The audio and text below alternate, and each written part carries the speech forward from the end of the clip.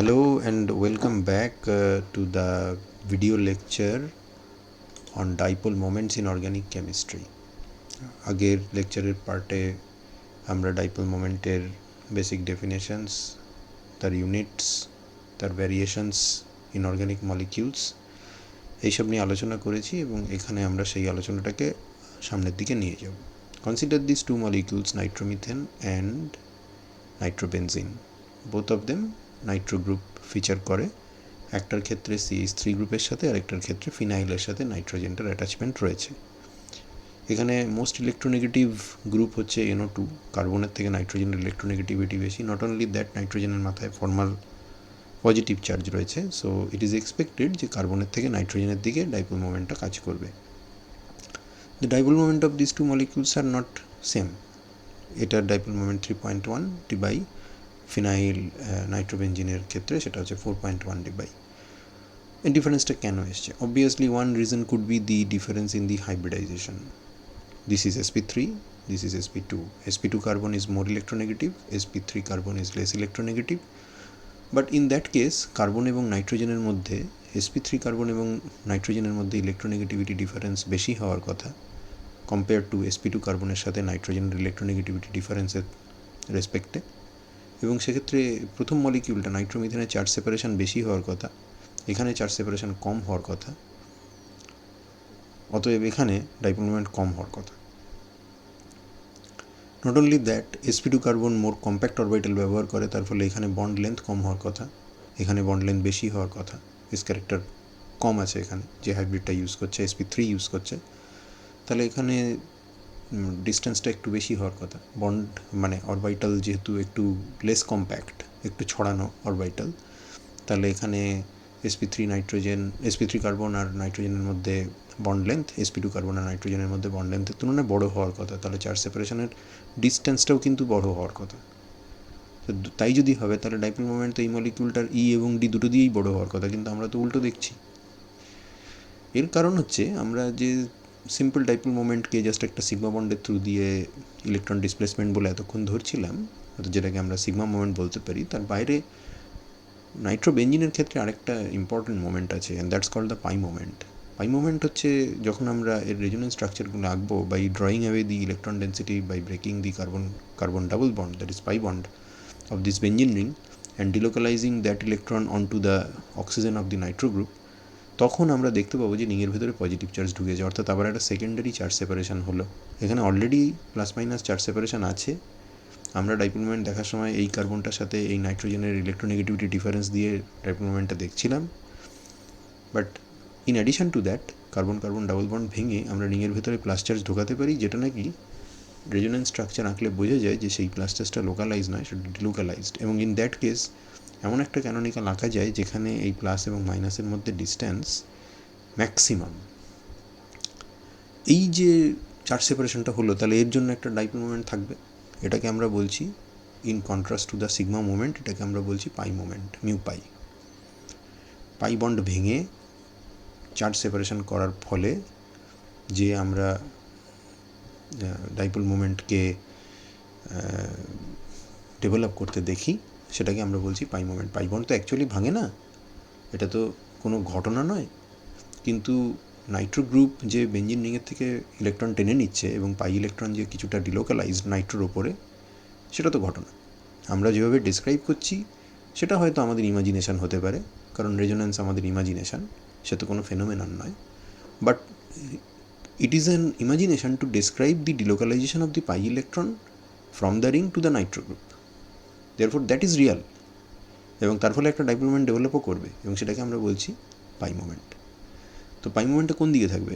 Carbon রিংয়ের ভেতরে carbon positive charge, নাইট্রোজেনের উপরে অক্সিজেন নেগেটিভ চার্জ, তো obviously pi moment from the ring to the Nitro group থাকবে। সিগমা মোমেন্টও সেদিকেই আছে, অর্থাৎ সিগমা বন্ডের থ্রু দিয়ে যে ইলেকট্রন ডিসপ্লেসমেন্ট সেটাও কার্বন থেকে নাইট্রোজেনের দিকেই আছে।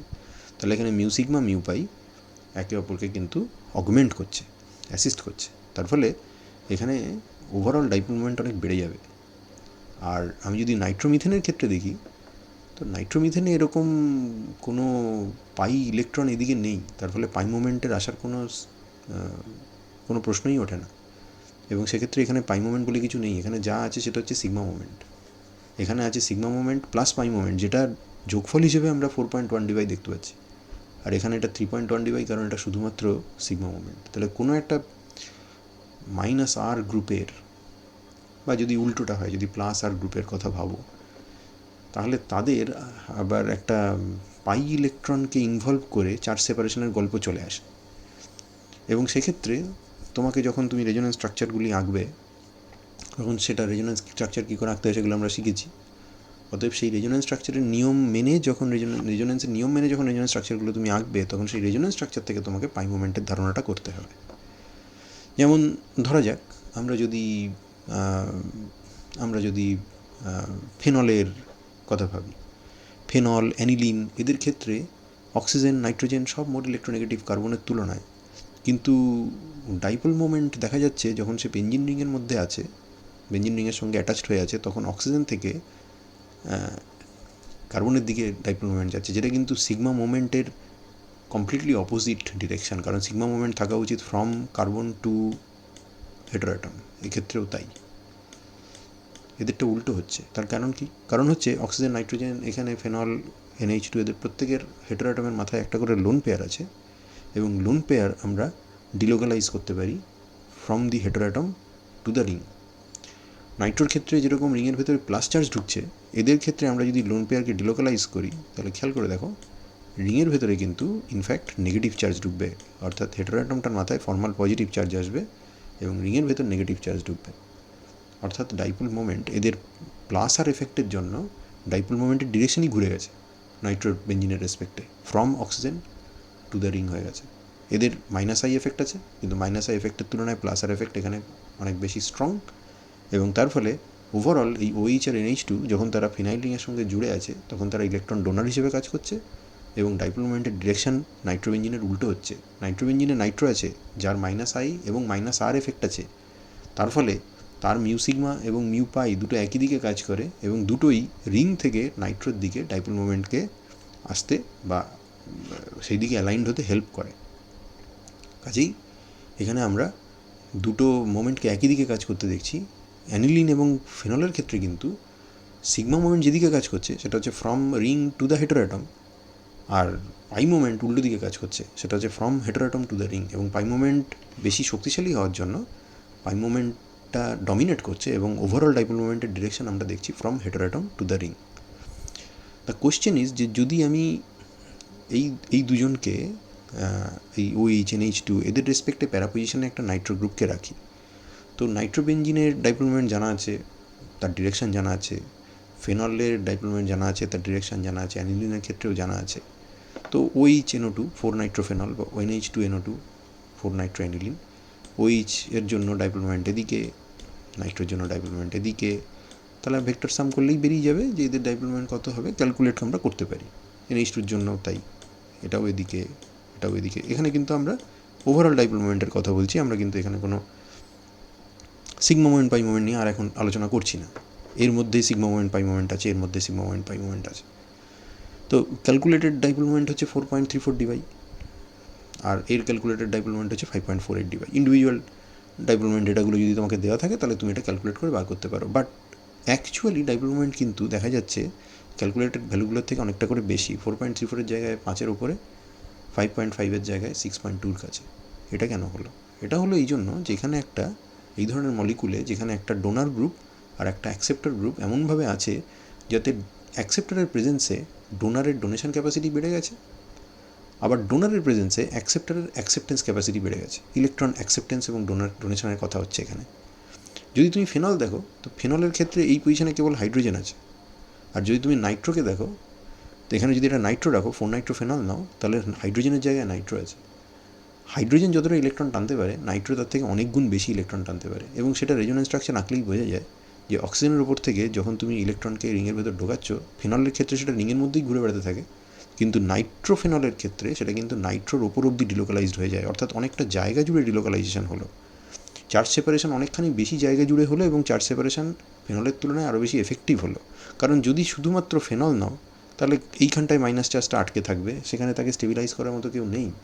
কিন্তু যদি প্যারানাইট্রোফেনল নাও, তাহলে নাইট্রো গ্রুপটা এই নেগেটিভ চার্জটাকে হ্যাপিলি অ্যাকসেপ্ট করবে, এবং অক্সিজেনের মাথায় নেগেটিভ চার্জকে পাঠিয়ে দেবে, তার ফলে চার্জ সেপারেশন অনেক বেটার হবে এবং অনেকটা জায়গা জুড়ে হবে। ফেনলের ক্ষেত্রে ডিটা কম, ইটাও কম, আর প্যারানাইট্রোফেনলের ক্ষেত্রে ডিটা বেশি, ইটাও বেশি। তাহলে ডাইপোল মোমেন্ট ক্যালকুলেটেড ডাইপোল মোমেন্টের থেকে বেশি হবে, কারণ ক্যালকুলেশনটা করা হয়েছিল ফেনলের ডাইপোল মোমেন্ট এবং নাইট্রোবেঞ্জিনের ডাইপোল মোমেন্ট দিয়ে। সেটারতে ওইচের ডোনেশন ক্যাপাসিটির ওপরে NO2 এফেক্ট কিন্তু আমরা ধরতে পারিনি। আবার উল্টো দিক থেকে দেখলে এটাও বলা যায় যে নাইট্রোবেঞ্জিন রিং থেকে যতটা ইলেকট্রন ডেন্সিটি টানতে পারে, প্যারানাইট্রোফেনলের ক্ষেত্রে বেঞ্জিন রিং থেকে ইলেকট্রন ডেন্সিটি আরও বেশি টেনে নেবে। কারণ যদি শুধু নাইট্রোবেঞ্জিন হয় তাহলে প্লাস চার্জটা এখানে এসে আটকে যাবে, তাকে স্টেবিলাইজ করার মতো কেউ আর থাকবে না, নাইট্রোর মাথায় নেগেটিভ এসে গেছে।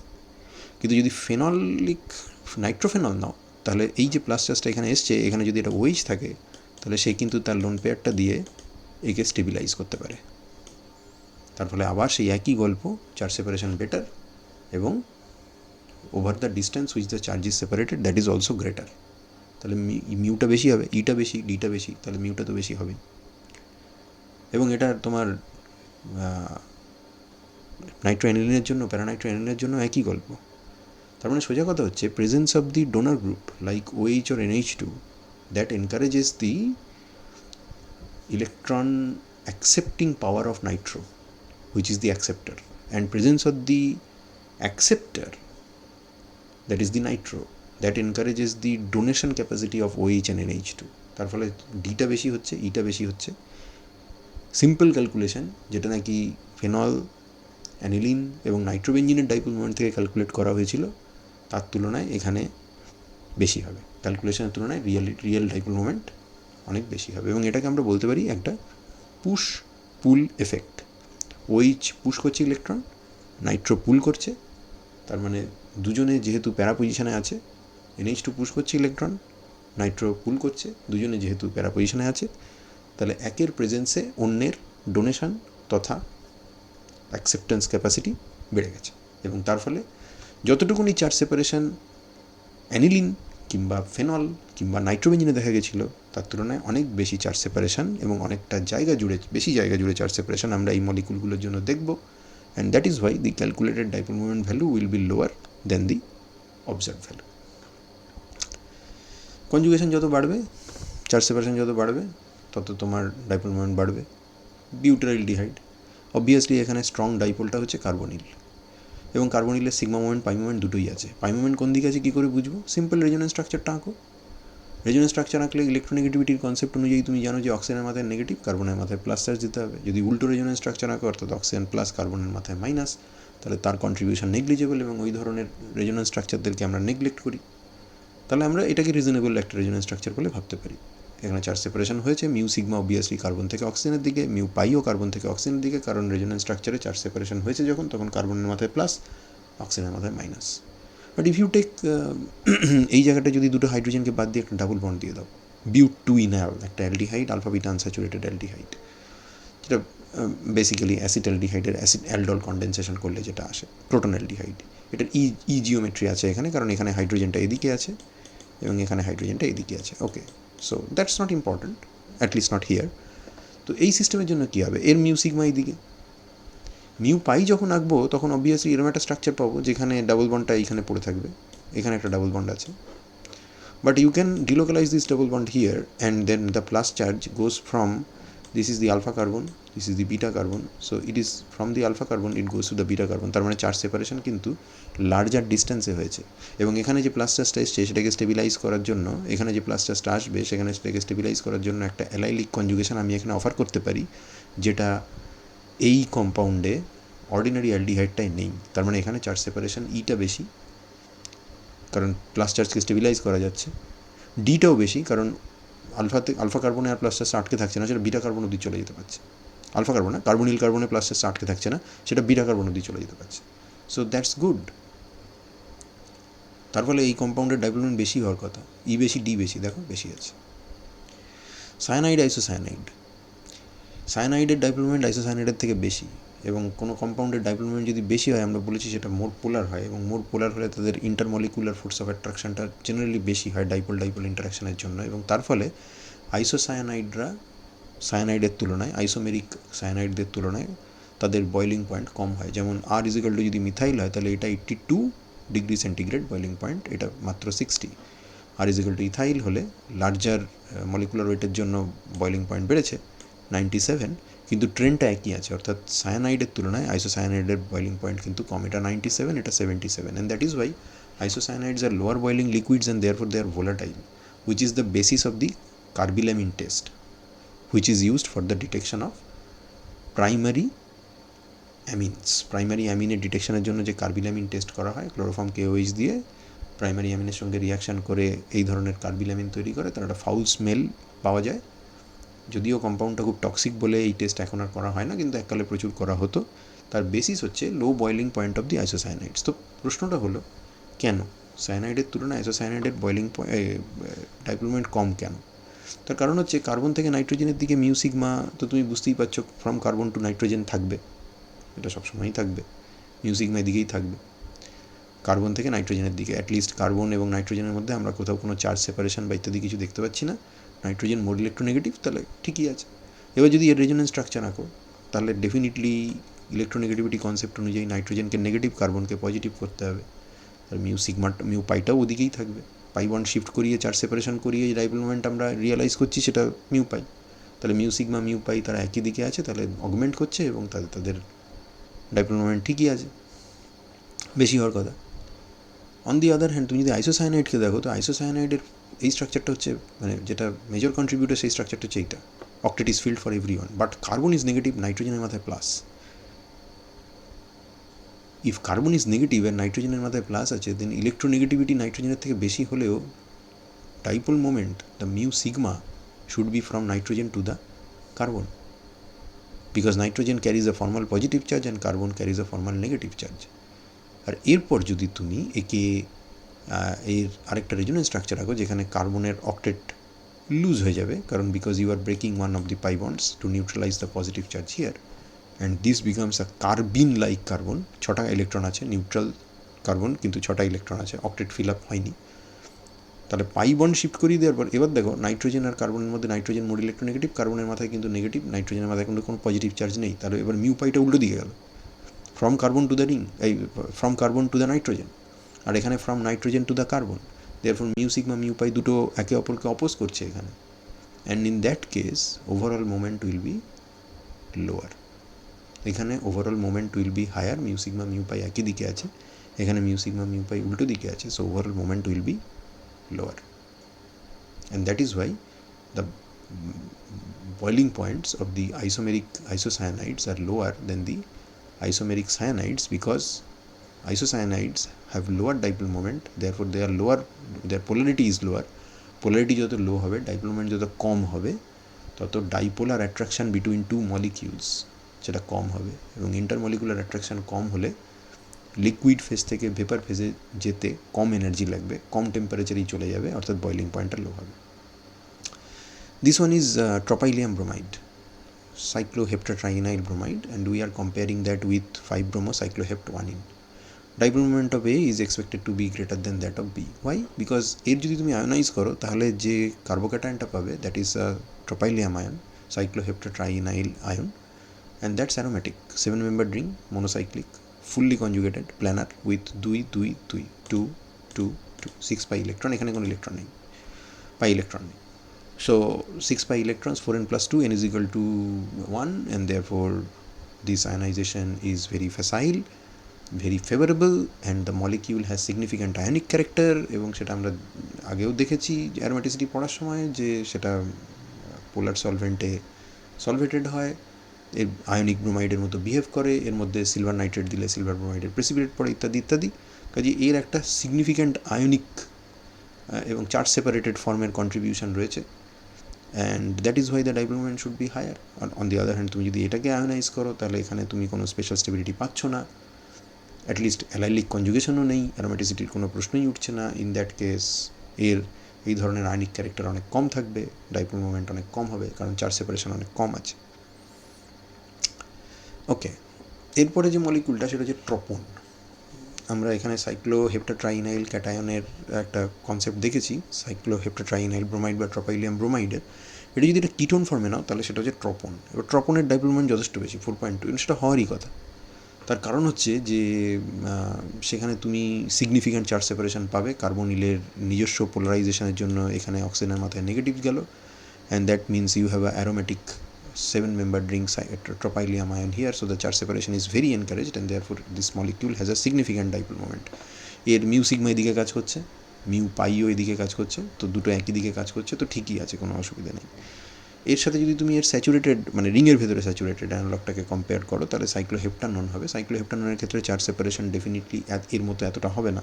ঠিক যেরকম আমরা বন্ড লেন্থ ক্যালকুলেট করার সময় আমরা যেরকম অ্যাসিটোনের সাথে এই ধরনের অ্যারোমেটিক মানে অ্যারোমেটিসিটি গেন করতে পারে চার্জ সেপারেশনের মাধ্যমে, সেরকম কিটোনের যেমন তুলনা করেছিলাম। অ্যাসিটোনের চার্জ সেপারেশন অনেক কম হয়, সাইক্লোহেপ্টাননের চার্জ সেপারেশন অনেক কম হবে, কিন্তু এখানে চার্জ সেপারেশনটা এক্সেপশনালি বেশি because it has a aromatic nature. তো সিগমা এবং পাই মোমেন্ট এখানেও একই দিকে কাজ করছে, কিন্তু চার্জ সেপারেশনটা তো কম আছে, কারণ এখানে অ্যারোমেটিসিটির কোনো গল্প নেই। তার ফলে এইটার ডাইপোল মোমেন্ট অনেক কম হওয়ার কথা, এবং তাই হয়েছে, দেখো 2.04। আর দেয়ার আর আদার ট্রপন ডেরিভেটিভস যাদের ডাইপোল মোমেন্ট কিন্তু ট্রপনের থেকে কমও হতে পারে, আবার ট্রপনের থেকে বেশিও হতে পারে। যেমন tropolone, which is basically 2-hydroxytropon, which is I have drawn it in a intermolecular hydrogen bonded fashion because that is how it exists. এখানে একটা 5-membered রিং তৈরি হয় by forming a hydrogen bond. এই ট্রপোলোনের ডাইপোল মোমেন্ট কিন্তু drastically কমে গেছে, এটা 3.2। আবার যদি 2 পজিশনে ওইচ না রেখে যদি 4 পজিশনে রাখো, which is 1 2 3 4, in that case 4-hydroxytropon, তার ডাইপোল মোমেন্ট কিন্তু আবার ট্রপনের থেকেও বেশি, অলমোস্ট 6 dpi এর কাছে। But if you put a bromine here, 5-bromotropolone, this is 1 2 3 4 5 5-bromotropolone, or 2-hydroxy 5-bromo বা 5-bromo 2-hydroxytropon, তার ডাইপোল মোমেন্ট কিন্তু অলমোস্ট সাইক্লোহেপ্টাননের কাছাকাছি, অর্থাৎ আরও কমে গেছে। তাহলে এগুলো কেন হচ্ছে? এগুলো হচ্ছে এই জন্য যে আমরা যদি ট্রপনের যদি আমরা কার্বনিলের মিউসিগমা মিউ পাই দেখি, তাহলে তার ওভারঅল সেটা তো এই দিকে অবভিয়াসলি। কিন্তু যদি আমরা এই ওইচটার প্রেজেন্সে ট্রপনের ডিলোকালাইজেশন খেয়াল করি, তাহলে আমরা দেখব যে এই অক্সিজেন তো এখানে ডোনেট করতে পারে ইলেকট্রন, এবং ডোনেট করবেই, তার কারণ রিংয়ের ভেতর পজিটিভ চার্জ আছে, তাকে তো স্টেবিলাইজ করতে চাইবে ও। যদি করতে চায় তাহলে এখানে অক্টেট ফিল আপ হয়ে গেছে সবার, এবং অক্সিজেনের মাথায় ফর্মাল পজিটিভ চার্জ আছে। অক্সিজেনের মাথায় ফর্মাল পজিটিভ চার্জ, তার মানে এই জায়গাটা হচ্ছে পজিটিভ ডাইপোল, তার মানে এবার কিন্তু from heteroatom to the ring, অর্থাৎ এটা কিন্তু তোমার ফেনলের মতো বিহেভ করছে। এই অংশটা খেয়াল করে দেখো, এই অংশটা ফেনলের মতো বিহেভ করছে, অর্থাৎ প্লাসার এফেক্ট দেখাচ্ছে। তো প্লাসার এফেক্ট দেখালে আমরা দেখেছিলাম এর আগে ফেনলের ক্ষেত্রেও ফ্রম হেটারোঅ্যাটম টু দ্য রিংয়ের দিকে ডাইপোল মোমেন্ট থাকে। তাহলে এই ওইচের ডাইপোল মোমেন্টটা, এই ওইচ গ্রুপটার ডাইপোল মোমেন্ট সেটা এইদিকে থাকবে, আর কার্বনিলের ডাইপোল মোমেন্ট এইদিকে আছে। দেখো দুটো অপোজ করছে একে অপরকে, আমি লাল কালার দিয়ে দেখিয়েছি। তো খারাপই আছে। তার মানে ট্রপনের যা হবে তার ট্রপোলনের তার থেকে কম হওয়ার কথা, তাই হয়েছে। ট্রপনে তো এই ধরনের প্লাসার এফেক্ট দেখিয়ে ওভারঅল ডাইপোল মোমেন্টকে কম্প্রোমাইজ করার মতো কেউ নেই। যদি তুমি এটাকে 5 পজিশনে রাখো তাহলে কী হয়, ওইচটাকে 4 পজিশনে রাখো তাহলে কী হয়, 1 2 3 4, তো 4 পজিশনে রাখলে কী হয়, 4 পজিশনে রাখলে 4-hydroxytropon ক্ষেত্রে এই ওইচটাও তখন আবার যথারীতি এইটা রেজোনেন্সে আসার চেষ্টা করবে, এবং রিংয়ের ভেতরে পজিটিভ চার্জকে স্টেবিলাইজ করার চেষ্টা করবে। তো এরকম গেল, এবার দেখো, এবার কিন্তু from oxygen to the ring যাচ্ছে। আগেরবারও তাই ছিল, from oxygen to the ring, তার মানে এর প্লাসার এফেক্ট এখানেও দেখাচ্ছে। কিন্তু এই কার্বনিলের যে ডাইপোল মোমেন্টের যে ডিরেকশান আর এর যে ডাইপোল মোমেন্টের ডিরেকশান, এরা একই দিকে আছে। So this two dipoles are like assisting each other. এখানে যারা অপোজ করছিল তারাই এখন একে অপরকে অ্যাসিস্ট করছে, এবং তার ফলে এর ডাইপোল মোমেন্ট অস্বাভাবিক বেশি, 6 dpi এর কাছে।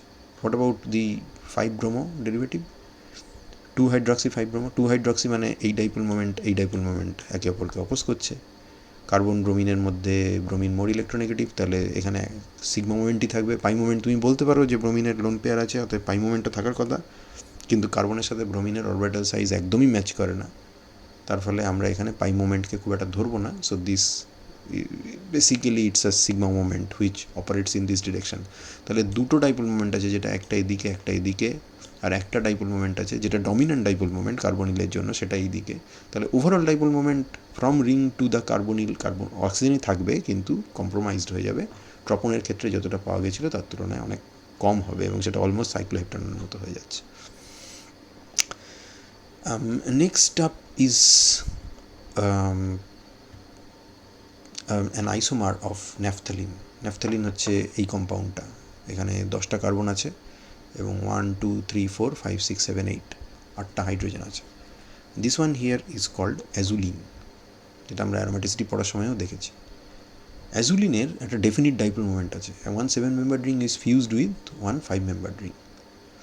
Azulene is a isomer of naphthalene, but it has got a significant non-zero dipole moment, whereas naphthalene তার dipole moment কিন্তু 0। আর অ্যাজুলিনকে মাপলে দেখা যায় তার ডাইপোল মোমেন্টের direction from the 7-membered ring to the 5-membered ring। তার মানে 7-membered ring is positively charged and 5-membered ring is negatively charged।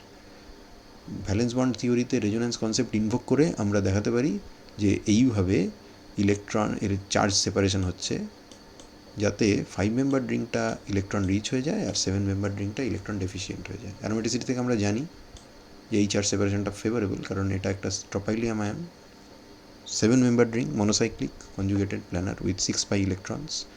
আর এই পার্টটা হচ্ছে একটা cyclopentadienide ion, 5-membered ring, monocyclic, conjugated planar with 6 pi electrons. তার মানে এই charge সেপারেশনের ফলে 7-membered আর 5-membered দুটো রিংই ইন্ডিভিজুয়ালি অ্যারোম্যাটিসিটি গেন করতে পারে, which means charge separation is associated with gaining of aromatic stabilization, but that does not mean যে charge separated ক্যানোনিক্যালের contribution non charge separated ক্যানোনিক্যালগুলোর কন্ট্রিবিউশন থেকে বেশি হবে, সেটা কিন্তু মিন করা হয় না। Aromaticity important, but aromaticity is not that important. ন্যাফথ্যালিনের ক্ষেত্রে এই ধরনের চার্জ সেপারেশন করে কোনো লাভ নেই, কারণ তুমি যদি এটাকে এইখানে দাও, এটাকে এইখানে দাও, তো বেসিক্যালি তুমি এই রিংয়ের অ্যারোম্যাটিসিটি আর এই রিংয়ের অ্যারোম্যাটিসিটি সবই তুমি ঘেটে দিচ্ছ। Already this system is aromatic, কাজে চার্জ সেপারেশন করে অ্যারোম্যাটিসিটিও পাবে না। অ্যাজুলিনের ক্ষেত্রে চার্জ সেপারেশনটা is little bit encouraged compare to naphthalene, and that is why we get a significant dipole moment. কিন্তু এটা ভেবো না কখনোই, বারবার বলছি, যে এইটা মেজর কন্ট্রিবিউটার টুয়ার্ডস অ্যাজুলিন আর এইগুলো মাইনর কন্ট্রিবিউটার। মাইনর কন্ট্রিবিউটাররা নয়, এরাই মেজর, কিন্তু এর যতটা কম হওয়ার কথা ছিল, নর্মাল সাধারণ হাইড্রোকার্বনের ক্ষেত্রে চার্জ সেপারেটেড ফর্মটার কন্ট্রিবিউশন যতটা কম হওয়ার কথা, তার তুলনায় অ্যাজুলিনের কন্ট্রিবিউশন বেশি। তো আমি যদি রাখি, মানে আমি যদি ইলেকট্রন উইথড্রয়িং গ্রুপ বসিয়ে দিই 5-membered রিংয়ে, যেখানে নেগেটিভ চার্জ ঘুরছে, বা ইলেকট্রন রিচ রিং, আর এই দিকটা যদি ইলেকট্রন রিলিজিং গ্রুপ রাখি, তাহলে কী হবে? তার ডাইপোল মোমেন্ট তো বেশি হওয়ার কথা, সেটা করে দেখেছে। এখানে ক্লোরিন বসিয়েছে, এবার ক্লোরিনের -I আছে, তুমি বলতে পারো ক্লোরিনের তো প্লাসারও আছে কারণ লোন পেয়ার আছে, কিন্তু ক্লোরিনের সাথে কার্বনের অরবিটাল সাইজ ম্যাচ করে না, তার ফলে -I is actually greater than plus R. তাহলে chlorine is overall electron withdrawing group. তার মানে এই 5-membered রিংয়ের ভেতর যদি ইলেকট্রন ডেন্সিটি ঢোকে, বেড়ে যায়, তাহলে ক্লোরিন সেটাকে খানিকটা হলেও ডিসপার্স করতে পারে। সায়ানাইড আরও ভালো পারে, কারণ এখানে যদি মাইনাস চার্জ দাও তুমি, তাহলে সায়ানাইডের কেবলমাত্র যে -I এফেক্ট আছে তা নয়, সায়ানাইডের -R এফেক্টও আছে, তো আরও ভালো পারে। তো যদি ভালো পারে তো ঠিক আছে, ডাইপোল মোমেন্ট বেশি হওয়ার কথা। এর ডাইপোল মোমেন্ট 1.0, ক্লোরিনটা 2.7, এটার 5.7। যদি এইবারে যেটা তোমাকে বললাম যে তুমি যদি সায়ানাইড আর ওএমি নাও, ওএমি আমরা জানি যে +R is greater than -I, ক্লোরিনের উল্টো, oxygen more electronegative than carbon, chlorine is also more electronegative than carbon, তাহলে সব -I। কিন্তু অক্সিজেনের সাথে কার্বনের অরবিটাল সাইজ ম্যাচ করে, তার ফলে +R is tends to be better than the -I, and ক্লোরিনের ক্ষেত্রে অরবিটাল সাইজ ম্যাচ করে না, তাহলে -I tends to be more dominant than the +R। তাহলে ওএমি হচ্ছে উল্টো, নেচারটা উল্টো, ক্লোরিনের উল্টো, এটা ইলেকট্রন রিলিজিং, ক্লোরিনটা হচ্ছে ইলেকট্রন উইথড্রয়িং। তাহলে 7-membered রিংয়ে ওএমি বসিয়েছি, 5-membered রিংয়ে সায়ানও বসিয়েছি। 7-membered রিং পজিটিভ চার্জ হবে, 5-membered রিং নেগেটিভ চার্জ হবে। Electron withdrawing group electron rich রিংয়ের সঙ্গে থাকলে better, electron releasing group electron deficient রিংয়ের সঙ্গে থাকলে বেটার, কারণ পাশে প্লাস চার্জ এলে তাকে স্টেবিলাইজ করতে পারবে, পাশে মাইনাস চার্জ এলে সায়ানাইড তাকে স্টেবিলাইজ করতে পারবে। তাহলে চার্জ সেপারেশন অনেক বেশি হবে, এবং তার ফলে কী হবে? ডাইপোল মোমেন্ট অ্যাজুলিনের থেকে অনেক বেশি হওয়ার কথা। আমি অ্যাকচুয়াল ডাইপোল মোমেন্টটা খুঁজে পাইনি, but definitely it should be more than azulene and more than this one as well, কারণ এখানেও তোমার সেই পুশ পুল এফেক্ট কাজ করছে। এটার ইলেকট্রন ডোনেশন ক্যাপাসিটি এর প্রেজেন্সে বেড়ে গেছে, এটার ইলেকট্রন খাওয়ার ক্যাপাসিটি বা অ্যাকসেপ্টেন্স ক্যাপাসিটি এর প্রেজেন্সে বেড়ে গেছে, ঠিক যেরকম 4-নাইট্রোফেনল কিংবা 4-নাইট্রোঅ্যানিলিনের জন্য হচ্ছিল। উল্টোটা যদি করো, 7-মেম্বার রিংয়ে ইলেকট্রন ইলেকট্রন উইথড্রয়িং আর 5-মেম্বার রিংয়ে ইলেকট্রন রিলিজিং গ্রুপ যদি রাখো, then you are in big trouble, because cyanide does not want any positive charge anywhere near, and OMe does not particularly like a negative charge, because then there will be like lone pair repulsion. এখানটা যদি minus charge আছে তো basically you have lone pairs, oxygen also have lone pairs, তো electronic repulsion তো হবেই। Minus I effect will be there, but electronic repulsion will also be there. So charge সেপারেশনটা encourage করবে না। এখানে যেরকম চার্জ সেপারেশনটা এক্সেপশনালি এনকারেজ হচ্ছিল পুশ-পুল এফেক্টের জন্য, এখানে সব ঘেঁটে গেছে। সায়ানাইড তার পাশে ইলেকট্রন ডেফিসিয়েন্ট রিংকে চাইবে না, ওএমই তার পাশে ইলেকট্রন রিচ রিংকে চাইবে না, and that is why charge separation will be discouraged, and this molecule will have a much lower dipole moment compared to this one. Because I don't have the actual data, it's difficult to say যে এর actual dipole moment কত হবে, but charge separation will be strongly discouraged here compared to this molecule. এরপর যেটা পরীক্ষাতে অনেকবার দিয়েছি, ethyl chloride, vinyl chloride, chloroethyne. দেখো এটার ডাইপোল মোমেন্ট 2.04, ডমিনেন্ট ডাইপোলটা obviously carbon chlorine, and that dipole should be from the carbon to the chlorine. এটা 2.04, এটা 1.44, এটা 0.44। এটা খুব সহজে একটা ব্যাখ্যা দেওয়া যায়, সেটা হচ্ছে sp3 থেকে sp2, sp2 থেকে sp, এস ক্যারেক্টার ক্রমাগত বাড়ছে। এস ক্যারেক্টার বাড়ছে মানে electronegativity of this carbon which is attach to chlorine সেটা ক্রমাগত বাড়ছে।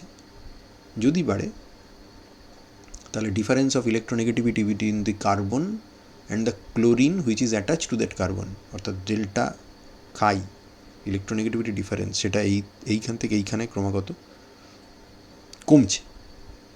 এবং যদি কমে তাহলে চার্জ সেপারেশন কম হওয়ার কথা। চার্জ সেপারেশন যদি কম হয় তাহলে ডাইপোল মোমেন্ট কম হওয়ার কথা। At the same time sp3 মানে একটু লার্জ অরবিটাল, sp2 মানে একটু কম্প্যাক্ট, sp মানে আরও কম্প্যাক্ট, তার মানে CCl বন্ড ডিস্টেন্সটাও এইখান থেকে এইখানে ক্রমাগত কমছে। তার মানে ইও কমছে এই ডিরেকশনে, because difference of electronegativity between the carbon and the chlorine is decreasing. ডিও কমছে এই ডিরেকশনে, because orbitals are getting more and more compact on carbon. So E আর ডি দুটোই যদি কমে তাহলে মিউ কমবে, তাই কমেছে। এটা একটা ব্যাখ্যা, তুমি লিখলে এটা লিখতে পারো। আর তা নাহলে you can go for the other explanation that is based on the mu sigma and mu pi. এখানে কী আছে? কেবলমাত্র সিগমা মোমেন্ট। এখানে কী আছে? সিগমা মোমেন্ট তো আছে, বাট ক্লোরিনের যতই তুমি বলো যে সাইজ ম্যাচ করে না, অল্প একটু ডিলোকালাইজেশন তুমি অ্যালাউ করতেই পারো, যেটা এখানে হবেই না। Even if the chlorine has 3 lone pairs, there is no pi system to accept that lone pair.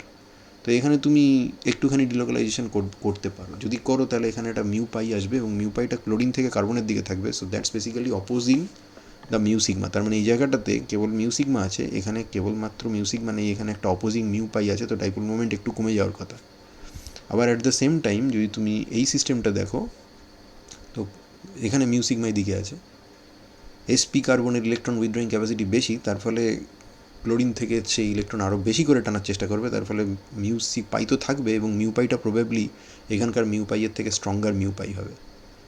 কারণ sp কার্বন যেহেতু এস রিচ, তাহলে সে কিন্তু ক্লোরিনের থেকে লোন পেয়ার অ্যাকসেপ্ট করার ক্ষমতা একটা sp2 কার্বন তার থেকে বেশি হওয়ার কথা।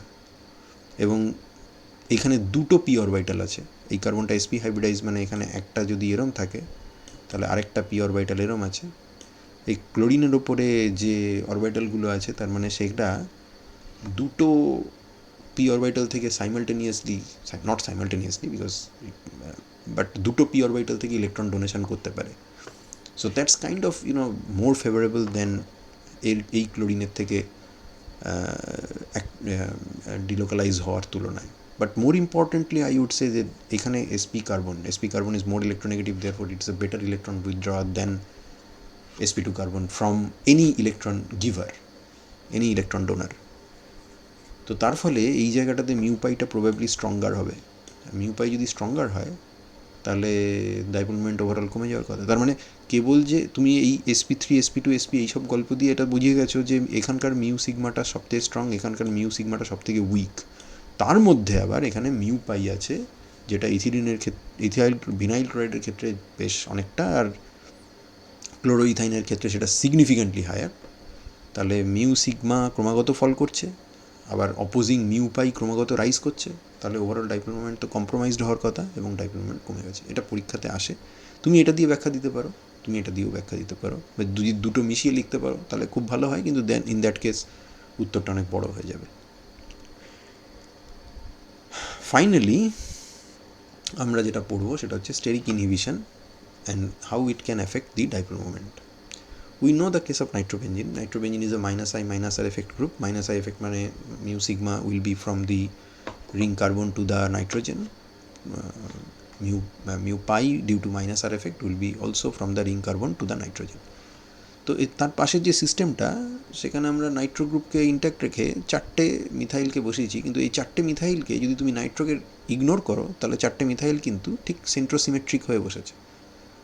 অর্থাৎ যদি এখানে নাইট্রো না থাকতো তাহলে আমরা এখানটায় একটা সেন্টার অফ সিমেট্রির কথা ভাবতে পারতাম। এই মিথাইলটা একে অপোজ করছে, এই মিথাইলটা একে অপোজ করছে, তাহলে এর জন্য যা ডাইপোল মোমেন্টাম যা হবে, টলোইনের ডাইপোল মোমেন্ট আমরা দেখেছি হাইপার কনজুগেশন ইত্যাদি দেখার সময়, তা কিন্তু একে অপরের ডাইপোল মোমেন্ট কিন্তু মানে কেটে যাওয়ার কথা, যেগুলো আমরা CCl4 বা কার্বন ডাইঅক্সাইড এই ধরনের সিমেট্রিক্যাল মলিকুলের ক্ষেত্রে দেখেছিলাম। তাহলে এদের প্লেসমেন্ট এমনভাবে করা হয়েছে যাতে এদের ডাইপোল মোমেন্ট মলিকুলের অ্যাডিশনাল ডাইপোল মোমেন্টকে নষ্ট না করে। সি এর ক্ষেত্রেও তাই। সি এর ক্ষেত্রে এই রিংটা যেটা, সেটার নাম হচ্ছে মেসিটিলিন, তার মধ্যে তুমি নাইট্রো বসিয়ে, তার মানে দ্যাটস নাইট্রোমেসিটিলিন। তো যদি নাইট্রোকে বাদ দাও তাহলে এই তিনখানা পজিশনে ইকুইভ্যালেন্ট, এবং you can actually think of a centre of symmetry here. তার মানে এই মিথাইলের ডাইপোল মোমেন্ট, এই মিথাইলের ডাইপোল মোমেন্ট আর এই মিথাইলের ডাইপোল মোমেন্ট এমনভাবে আছে যাতে ওভারঅল মলিকুলটার ডাইপোল মোমেন্ট জিরো হয়। অর্থাৎ নাইট্রো না থাকলে এই মলিকুলার ডাইপোল মোমেন্ট তো জিরোই হতো, এখানেও তাই হতো। এটা করা হচ্ছে কেন? কারণ মিথাইলের প্রেজেন্সে সি এনি বন্ডটার জন্য ডাইপোল মোমেন্ট মলিকুলের চেঞ্জ হয়ে যাক, এটা আমরা চাইছি না। তার ফলে আমরা মিথাইলগুলোকে এমনভাবে বসিয়েছি যাতে মলিকিউলের ওভারঅল ডাইপোল মোমেন্ট সিএমই বন্ড মোমেন্ট দিয়ে কন্ট্রোল না হয়। এরপর আমরা দেখতে চাইছি যে ডাইপোল মোমেন্টে কি চেঞ্জ হলো না। যদি অন্য কোনো ফ্যাক্টর কাজ না করতো তাহলে ডাইপোল মোমেন্টের হয়তো চেঞ্জ আমরা দেখতে পেতাম না, কারণ আমরা মিথাইলগুলোকে এমনভাবেই বসিয়েছি যাতে একটা মিথাইলের ডাইপোল মোমেন্ট আরেকটাকে এক্স্যাক্টলি অপোজিট হয় এবং কেটে দেয়। কিন্তু দেখা যাচ্ছে যে ডাইপোল মোমেন্ট চেঞ্জ হচ্ছে, এবং ডাইপোল মোমেন্ট অ্যাকচুয়ালি কমছে। এখানে কন্ট্রোলিং ডাইপোল মোমেন্টে যেহেতু কার্বন নাইট্রোজেন বন্ডের জন্য, তাহলে আমাকে বলতেই হবে যে এখানে এই মলিকুলে যা চার্জ সেপারেশন আছে তার তুলনায় এই দুটো মলিকুলে চার্জ সেপারেশন কমে গেছে, এবং সেটা এক্সপেক্টেড। এটা আমরা যখন পিক্রিল আয়োডাইডে দু রকমের সিএন বন্ড আছে এই প্রবলেমটা যখন সলভ করেছিলাম, তখন আমরা দেখেছিলাম যে বেঞ্জিন রিংয়ে নাইট্রোর পাশে অর্থ পজিশনগুলোতে যদি আমরা বাল্কি গ্রুপ রাখি তাহলে নাইট্রো প্লেনে থাকতে পারে না বেঞ্জিন রিংয়ে, due to steric hindrance between this oxygen and that methyl and between that oxygen and that methyl. To get relief from the steric hindrance, এই যে CN বন্ডটা আছে না, এই CN বন্ডটাকে ও ঘুরিয়ে দেয়, and ঘুরিয়ে দেওয়ার ফলে এই নাইট্রোটা আউট অফ দ্য প্লেন চলে যায়, and that ultimately leads to the loss of conjugation. কারণ যখন প্ল্যানার ছিল তখন নাইট্রোজেনের ওপরে পি অরবিটাল এরকম ছিল, কার্বনের ওপর পি অরবিটাল এরকম ছিল, so they were like perfectly happy in conjugating with each other. Nitro নিজের ফুল -8টা দেখাতে পারছিল, but if you think that it has gone out of the plane, এবং একটা এক্সট্রিম সিচুয়েশনের কথা ভাবতে পারো যেখানে ওটা পারপেন্ডিকুলার টু দ্য প্লেন হয়ে গেছে, in that case that p orbital is here and this p orbital is here, so they can't possibly overlap. এটা ওভারল্যাপ করতেই পারে না, এই ওভারল্যাপ হবে না।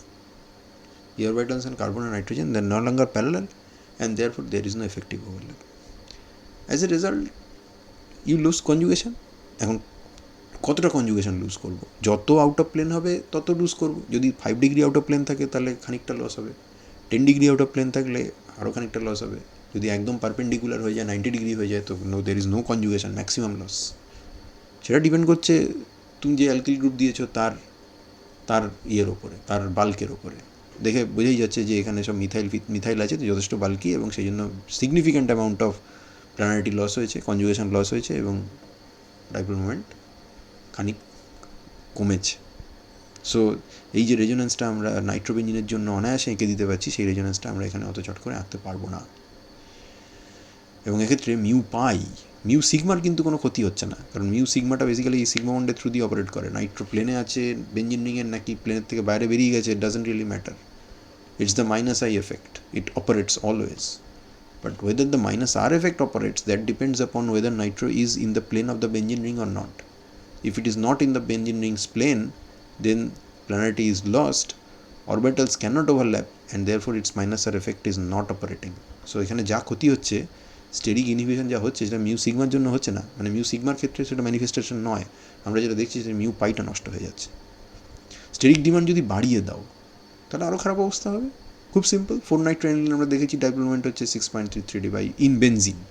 ওখানে আরও আগে একটা অন্য ভ্যালু ছিল, আগের ভ্যালুটা কত ছিল, আগের ভ্যালুটা আমরা যেটা দেখেছিলাম লাইক মিউ অবজার্ভ হচ্ছে 6.2 debye, but that was a different solvent. এখানে সলভেন্টের উপরেও ডাইপোল মোমেন্ট খানিকটা নির্ভর করে, বাট আমরা যেহেতু সলভেন্ট নিয়ে এখনও কিছু পড়িনি, সেইটা নিয়ে আমরা এখনই কিছু বলছি না।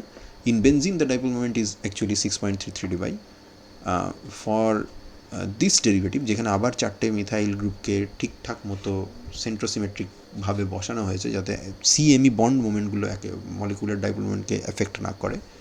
তো তাদের ক্ষেত্রে আমরা দেখছি কিন্তু ডাইপোল মোমেন্ট ফল করে গেছে। তো হওয়ারই কথা, নাইট্রো গ্রুপ ধাক্কা লাগছে, বেরিয়ে যাচ্ছে, NH2ও কিছু ধাক্কা লাগছে, কিছুটা বেরোচ্ছে।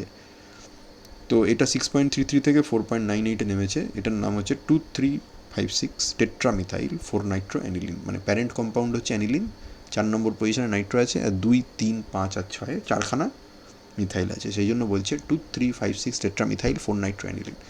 কতটা লস হলো তোমার ডাইপোল মোমেন্ট, বা কতটা কমলো, সেটা হচ্ছে 1.35 debye. Loss of conjugation due to the steric hindrance of these orthomethyl's and consequently the loss of planarity of the nitro group from the benzene ring plane and the loss of conjugation leading to lowering of dipole moment, that's expected. NH2 ক্ষেত্রেও কিছুটা loss of planarity তো হবে, but things will be much worse if you have two methyl groups here. তুমি এটার সাথে first এটাকে compare করো, দেখো এর ডাইপোল মোমেন্ট 6.33, এটার হচ্ছে 6.93। কেন? তার কারণ তুমি জানো যে এর প্লাস আর এফেক্ট আছে, তার মানে তুমি যখন রেজোনেন্স আঁকবে তখন এই জায়গাতে ডাবল বন্ড পড়বে, পড়ে এর মাথায় প্লাস চার্জ আসবে, এখানেও এর এই জায়গাতে ডাবল বন্ড পড়বে, এর মাথায় প্লাস চার্জ আসবে। তো NME2 মিথাইলের প্লাস আই এফেক্টের জন্য এই প্লাস চার্জটা stabilised much more compare to NH2 plus. তার মানে যেটা সোজা কথা সেটা হচ্ছে যে নাইট্রোর ইলেকট্রন অ্যাকসেপ্টিং ক্যাপাসিটি যা আছে সেটা ঠিকই আছে, কিন্তু NH2 তুলনায় NME2 বেটার ইলেকট্রন রিলিজার। তা যদি বেটার ইলেকট্রন রিলিজার হয় তাহলে 4-নাইট্রোঅ্যানিলিন থেকে NN ডাইমিথাইল 4-নাইট্রোঅ্যানিলিনে চার্জ সেপারেশন আরও এফেক্টিভ। যদি আরও এফেক্টিভ চার্জ সেপারেশন হয় তাহলে মিউটা বেশি হবে। কেন মোর এফেক্টিভ চার্জ সেপারেশন হলো? আবার বলছি, এখানে চার্জ সেপারেশনের নাইট্রোজেনের মাথায় প্লাস চার্জ আসবে, এই প্লাস চার্জকে যদি সামহাউ তুমি আরও স্টেবিলাইজ করতে পারো তাহলে চার্জ সেপারেশন আরও ভালো হবে।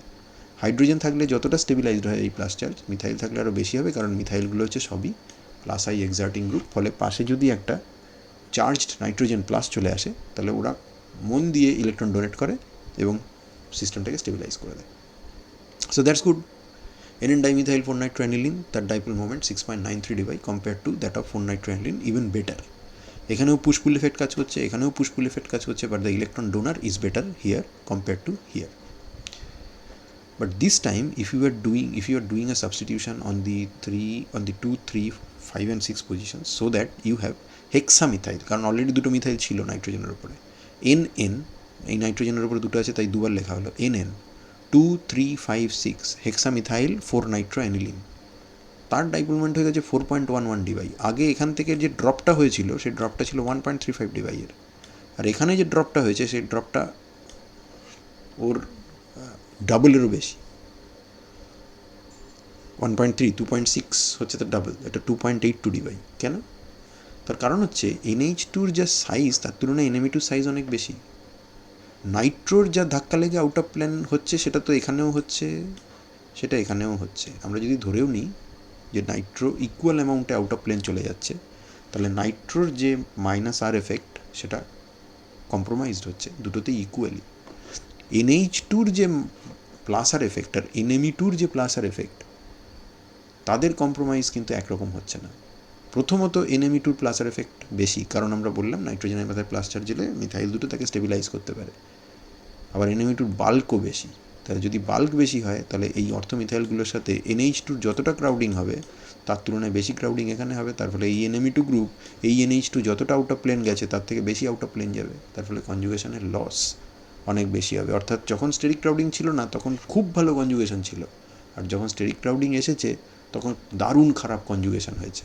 আর NH2 এর ক্ষেত্রে যখন স্টেরিক ক্রাউডিং ছিল না তখন ভালোই কনজুগেশন ছিল, মাঝারি গোছের কনজুগেশন ছিল, NME2 থেকে খারাপ।